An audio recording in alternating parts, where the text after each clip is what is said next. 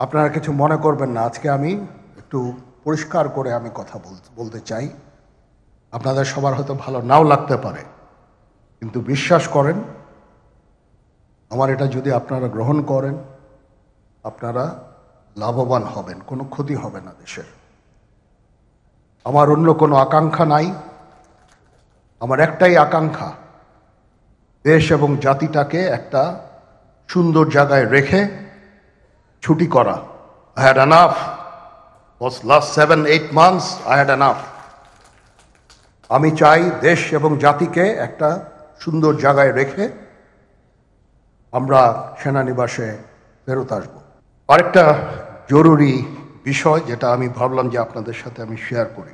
দেশের এই আইন শৃঙ্খলা পরিস্থিতি খারাপের পিছনে কিছু কারণ আছে। প্রথম কারণটা হচ্ছে যে আমরা নিজেরা হানাহানির মধ্যে ব্যস্ত, একজন আরেকজনের বিরুদ্ধে বিষোদ্গারে ব্যস্ত।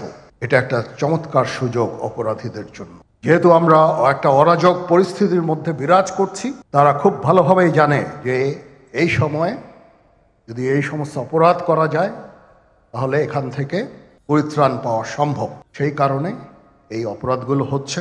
আমরা যদি সংগঠিত থাকি, একত্রিত থাকি, তাহলে অবশ্যই এটা সম্মিলিতভাবে মোকাবেলা করা সম্ভব হবে। Police, RAB, BGB, TGFI, NSI এগুলো দেশের জন্য অত্যন্ত গুরুত্বপূর্ণ কাজ করেছে অতীতে।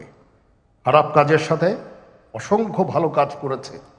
আজকে যে দেশের স্থিতিশীলতা, দেশটাকে যে এত বছর স্থিতিশীল রাখা হয়েছে, এটার কারণ হচ্ছে এই সশস্ত্র বাহিনীর বহু সেনা সদস্য, সিভিলিয়ান সবাই মিলে এই অর্গানাইজেশনগুলোকে, অসামরিক, সামরিক সবাই মিলে এই অর্গানাইজেশনগুলোকে এফেক্টিভ রেখেছে।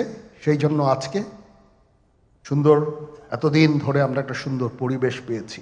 এর মধ্যে যারা কাজ করেছে, যদি অপরাধ করে থাকে সেটার শাস্তি হবে, অবশ্যই শাস্তি হতে হবে, না হলে এই জিনিস আবার ঘটবে। আমরা সেটাকে বন্ধ করতে চাই চিরতরে, কিন্তু তার আগে মনে রাখতে হবে আমরা এমনভাবে কাজটা করব এই সমস্ত অর্গানাইজেশনগুলো যেন আন্ডারমাইন না হয়।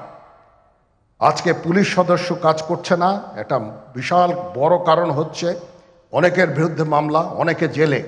RAB, BGB, DGFI, NSI panicked, বিভিন্ন দোষারোপ, গুম, খুন ইত্যাদি তদন্ত চলছে। অবশ্যই তদন্ত হবে, দোষীদের বিচারের আওতায় আনতে হবে। এমনভাবে কাজটা করতে হবে যেন এই অর্গানাইজেশনগুলো আন্ডারমাইন না হয়। এই অর্গানাইজেশনগুলোকে যদি আন্ডারমাইন করে আপনারা মনে করেন যে দেশের শান্তি শৃঙ্খলা বিরাজ করবে, সবাই শান্তিতে থাকবেন, সেটা হবে না, সেটা সম্ভব না। আমি আপনাদের পরিষ্কার করে বলে দিচ্ছি, এই দেশের শান্তি শৃঙ্খলা রক্ষার দায়িত্ব খালি সেনাবাহিনীর না। 2 লক্ষ পুলিশ আছে, বিজিবি আছে, র্যাব আছে, আনসার ভিডিপি আছে, আমার আছে হচ্ছে 30,000 সৈন্য। এদেরকে আমি এই যে একটা বিরাট ভয়েড, আমি এই 30,000 সৈন্য দিয়ে আমি কিভাবে এটা পূরণ করব? 30,000 থাকে, আবার 30,000 চলে যায় ক্যান্টনমেন্টে, আরো 30,000 আসে। এটা দিয়ে আমরা দিন রাত আমরা চেষ্টা করে যাচ্ছি। এখানে যে সমস্ত উচ্ছৃঙ্খল কাজ হয়েছে সেটা আমাদের নিজস্ব তৈরি, এটা আমাদের নিজস্ব ম্যানুফ্যাকচার, আমরা নিজস্ব এইগুলো তৈরি করেছি। এই বিপরীতমুখী কাজ করলে এসে কখনো শান্তি শৃঙ্খলা আসবে না, এই জিনিসটা আপনাদের মনে রাখতে হবে। আজকে একটা বেদনা বিধুর দিবস। 2009 সালের 25শে ফেব্রুয়ারি আমরা এই 57 জন চৌকস সেনা অফিসার, এবং শুধু তাই নয়, আমাদের কিছু কিছু পরিবারবর্গর সদস্যদের আমরা হারিয়েছি। এখানে আসার সময় এই ছবিগুলো আমি দেখছিলাম। এই ছবিগুলো আপনারা অনেকে ছবিতে দেখেছেন, কিন্তু এগুলো আমার সব চাক্ষুষ দেখা। আমি একটা চাক্ষুষ সাক্ষী এই সমস্ত বর্বরতার। একটা জিনিস আমাদের সবসময় মনে রাখতে হবে, এই বর্বরতা কোনো সেনা সদস্য করেনি, সম্পূর্ণটাই তদানীন্তন বিজিবি সদস্য দ্বারা সংঘটিত। Full stop. এখানে কোনো ইফ এবং বাট নাই। এখানে যদি ইফ এবং বাট আনেন, এই যে বিচারিক কার্যক্রম এতদিন ধরে হয়েছে, বছর ধরে 17 বছর ধরে যারা জেলে আছে, যারা কনভিক্টেড, সেই বিচারিক প্রক্রিয়া ব্যাহত হবে। এই জিনিসটা আমাদের খুব পরিষ্কার করে মনে রাখা প্রয়োজন। এই বিচারিক প্রক্রিয়াকে নষ্ট করবেন না। যে সমস্ত সদস্য শাস্তি পেয়েছে তারা শাস্তি পাওয়ার যোগ্য। এখানে কোনো রাজনৈতিক নেতৃবৃন্দ এর মধ্যে উপস্থিত ছিল কিনা, ইনভলভ ছিল কিনা, বাইরের কোনো শক্তি এর মধ্যে ইনভলভ ছিল কিনা, সেটার জন্য কমিশন করা হয়েছে। কমিশনের চেয়ারম্যান এখানে আছেন, উনি এটা বের করবেন এবং আপনাদের জানাবেন। বটম লাইন হচ্ছে যে এই সমস্ত আমাদের এই চৌকস সেনা সদস্য যারা প্রাণ হারিয়েছেন, তারা প্রাণ হারিয়েছেন তদানীন্তন বিডিআর সদস্যদের গুলিতে। আমরা নিজেরা এই সমস্ত জিনিস নিয়ে অনেক ভিন্ন মত পোষণ করছি। কেউ কেউ এই জিনিসটাকে ভিন্ন খাতে প্রবাহিত করার চেষ্টা করছি। সেটা আমাদের জন্য মঙ্গলজনক হবে না। আজকে যদি আমার যে উপদেশ আমি কিছু দিয়ে যাব, সেটা যদি আপনারা গ্রহণ করেন, আপনারা লাভবান হবেন, আমি এটা আপনাদের নিশ্চিত করছি। আমরা নিজেরা ভেদাভেদ সৃষ্টি না করি, আমরা নিজেরা ইউনাইটেড থাকি। আমাদের মধ্যে যদি কোনো সমস্যা থেকে থাকে, কোনো ব্যত্যয় থেকে থাকে, কোনো গ্রিভান্সেস থেকে থাকে, সেটা আমরা আলোচনার মাধ্যমে সমাধান করব। এটার জন্য ডানে বায়ে দৌড়িয়ে কোনো লাভ হবে না, নিজের ক্ষতি ছাড়া কোনো লাভ হবে না। আমি আপনাদের এই জিনিসটা নিশ্চিত করে দিচ্ছি।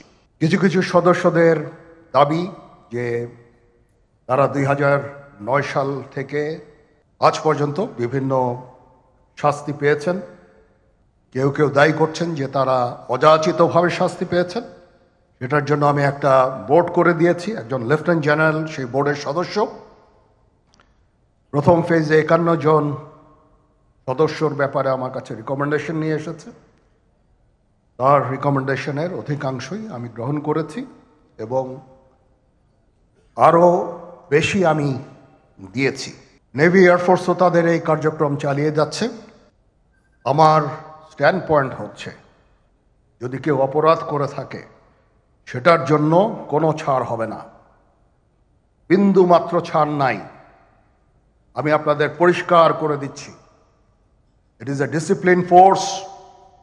ডিসিপ্লিন ফোর্সকে ডিসিপ্লিন থাকতে দেন। আজকে এই যে দেশের ক্রান্তি লগ্নে সমস্ত বাহিনী, সমস্ত অর্গানাইজেশন বিপর্যস্ত হয়ে পড়েছে। খালি সেনাবাহিনী টিকে আছে, বিমান বাহিনী টিকে আছে, নৌবাহিনী টিকে আছে। কেন? Because of discipline. তারপরেও আমি আমার অফিসারকে আদেশ দিয়েছি, যদি সামান্যতম কোনো সন্দেহের অবকাশ থাকে, কোনো কার বিরুদ্ধে যেই অ্যাকশন নেওয়া হয়েছে, অপরাধী কিনা যদি সামান্য কোনো সন্দেহের অবকাশ থাকে, সেটা তাদের ফেভারে যাবে। এটা হচ্ছে আমার ঢালাও নির্দেশ। সেই হিসাবে বিভিন্ন প্রস্তাব আমার কাছে এসেছে। কোনো কোনো প্রস্তাবে আমি আরও আমার নিজে থেকে যোগ করে আরও বেশি আমি দিয়েছি। এভাবে পর্যায়ক্রমে অফিসাররা অ্যাপিয়ার করবে, আসবে এবং তাদের এই জিনিসগুলো আমরা দেখব। দেখে যদি মনে হয় যে তাদেরকে করার অবকাশ আছে কিছু, অবশ্যই আমরা করব। এটা ন্যায় নীতিতে আমরা প্রতিষ্ঠিত থাকব ইনশাআল্লাহ। তদন্ত কমিশন হচ্ছে আবার আরেকটা। আমাদের সর্বদা আমরা চেষ্টা করব তদন্ত কমিশনকে সহায়তা করতে। যে ধরনের সাহায্য সহযোগিতার প্রয়োজন হয় আমরা করব। আমরা দেশে একটা ফ্রি, ফেয়ার অ্যান্ড ইনক্লুসিভ একটা ইলেকশনের জন্য দিকে ধাবিত হচ্ছে এবং তার আগে যে সমস্ত সংস্কার করা প্রয়োজন অবশ্যই সরকার সেদিকে খেয়াল করবেন। আমি যতবারই ডক্টর ইউনূসের সাথে কথা বলেছি, he completely agrees with me. There should be free, fair and inclusive election, and that election should be within December or close to that. যেটা আমি এর প্রথমেই বলেছিলাম যে 18 মাসের মধ্যে একটা ইলেকশন। আমার মনে হয় যে সরকার সেদিকেই ধাবিত হচ্ছে। ডক্টর ইউনূস যথাসাধ্য চেষ্টা করে যাচ্ছেন এই দেশটাকে ইউনাইটেড রাখতে কাজ করে যাচ্ছেন উনি। ওনাকে আমাদের সাহায্য করতে হবে, উনি যেন সফল হতে পারেন সেদিকে আমরা সবাই চেষ্টা করব। আমরা একসাথে ইনশাল্লাহ কাজ করে যাব। আজকে রাওয়ার চেয়ারম্যান মহোদয় আমাকে এখানে দাওয়াত দিয়েছেন। উনি চেয়ারম্যান হওয়ার পরে এটা দ্বিতীয়বার আমি এসেছি। ওনার কাছে আমি কৃতজ্ঞ যে উনি আমাদেরকে আলাদাভাবে বা রাওয়া আমাদেরকে আলাদাভাবে দেখছে না। সার্ভিং অ্যান্ড রিটায়ার্ড, আমি তো বলেছি প্রথমেই যে there should be any difference. আমি সেনা প্রধান হিসাবে সার্ভিংদের প্রতি আমার যেই দায়িত্ব, রিটায়ার্ডদের প্রতি এই দায়িত্বের একই দায়িত্ব, সামান্যতম কম বেশি না। সেই চেষ্টা আমি করে যাচ্ছি আমাদের লিমিটেড রিসোর্সের মধ্যে। আমরা হেলথ কেয়ারের উপরে বেশ কিছু কাজ করছি, নিজস্ব কিছু মেডিকেল হসপিটাল করার চেষ্টা করছি, ক্লিনিক করার চেষ্টা করছি, এবং আপনারা আস্তে আস্তে এগুলোর ফল ইনশাল্লাহ পাবেন। আসেন আমরা নিজেদের মধ্যে মারামারি কাটাকাটি না করে আমরা উই ইউনাইট আওয়ারসেলভস। দেশ জাতি যেন একসাথে থাকতে পারি সেদিকে আমাদের কাজ করতে হবে।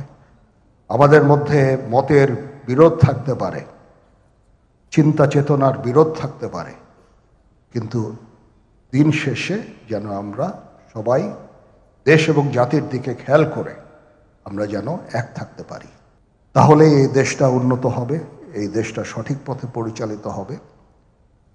না হলে আমরা আরো সমস্যার মধ্যে পড়তে যাব। বিশ্বাস করেন, we don't want to head, ওইদিকে আমরা যেতে চাই না। আমি আপনাদের সতর্ক করে দিচ্ছি। পরে বলবেন যে আমি সতর্ক করিনি, আমি আপনাদের সতর্ক করে দিচ্ছি। আপনারা যদি নিজেদের মধ্যে ভেদাভেদ ভুলে একসাথে কাজ না করতে পারেন, নিজেরা যদি কাদা ছোড়াছুড়ি করেন, মারামারি কাটাকাটি করেন, এই দেশ এবং জাতির স্বাধীনতা সার্বভৌমত্ব বিপন্ন হবে। আমি আজকে বলে দিলাম, নাইলে আপনারা বলবেন যে আমি আপনাদের সতর্ক করিনি। আমি সতর্ক করে দিচ্ছি আপনাদের। এই দেশ আমাদের সবার, আমরা সবাই সুখে শান্তিতে থাকতে চাই। আমরা চাই না হানাহানি, কাটাকাটি, মারামারি। সেই উদ্দেশ্যে আমি কাজ করে যাচ্ছি, আমরা কাজ করে যাচ্ছি। আমাদের সেনাবাহিনীর প্রতি আক্রমণ করেন না। একটা কমন জিনিস আমি দেখতে পাচ্ছি, সেনাবাহিনী এবং সেনা প্রধানের প্রতি বিদ্বেষ কারো কারো। কি কারণে আজ পর্যন্ত আমি এটা খুঁজে পাইনি। আমরা হচ্ছে একমাত্র ফোর্স যেটা আপনাদের জন্য কাজ করে যাচ্ছি, দাঁড়িয়ে আছি প্ল্যাটফর্মে। Of course navy and air force, navy chief আবার মন খারাপ করে করছে, navy air force all, we all. আমাদেরকে সাহায্য করেন, আমাদেরকে আক্রমণ করেন না, আমাদেরকে অনুপ্রাণিত করেন, আমাদেরকে উপদেশ দেন। কোনো একটা সমস্যা হয়ে গেলে আমি জেনারেল নুরুদ্দিন স্যারের স্বর্ণপন্ন হই এবং উনি আমাকে উপদেশ দেন। সিনিয়র জেনারেলরা আমাকে উপদেশ দেন, আমি সবার কাছে স্বর্ণপন্ন হই। আমাদের প্রতি আক্রমণ করেন না, উপদেশ দেন।